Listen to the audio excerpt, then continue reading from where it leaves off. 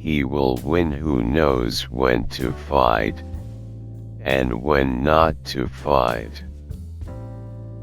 In the midst of chaos, there is also opportunity. Victorious warriors win first and then go to war, while defeated warriors go to war first and then seek to win. The greatest victory is that which requires no battle. Quickness is the essence of the war. Even the finest sword plunged into salt water will eventually rust. There is no instance of a nation benefiting from prolonged warfare.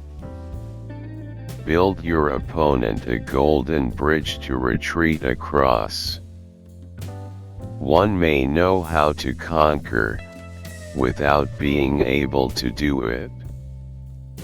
What the ancients called a clever fighter is one who not only wins, but excels in winning with ease.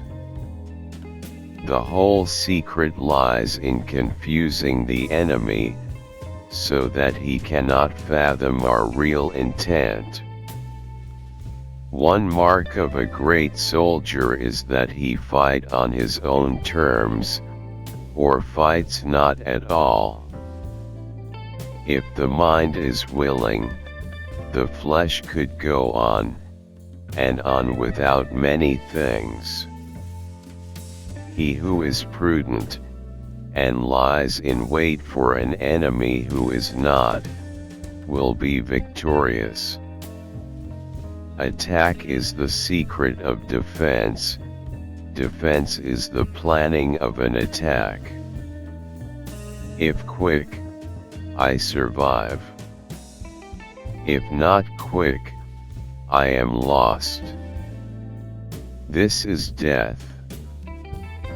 To secure ourselves against defeat lies in our own hands, but the opportunity of defeating the enemy is provided by the enemy himself.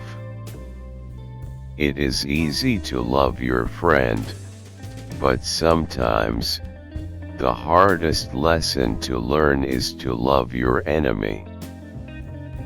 Who does not know the evils of war, cannot appreciate its benefits. In battle, there are not more than two methods of attack, the direct and the indirect, yet these two in combination give rise to an endless series of maneuvers. Plan for what it is difficult while it is easy. Do what is great while it is small.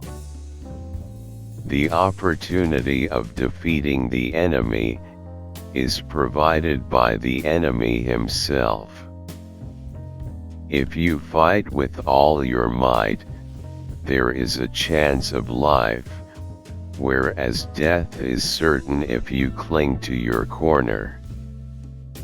Do not swallow bait offered by the enemy. Do not interfere with an army that is returning home. We cannot enter into alliances until we are acquainted with the designs of our neighbors. When the outlook is bright, bring it before their eyes, but tell them nothing when the situation is gloomy. If there is disturbance in the camp, the general's authority is weak. Energy may be likened to the bending of a crossbow, decision, to the releasing of a trigger.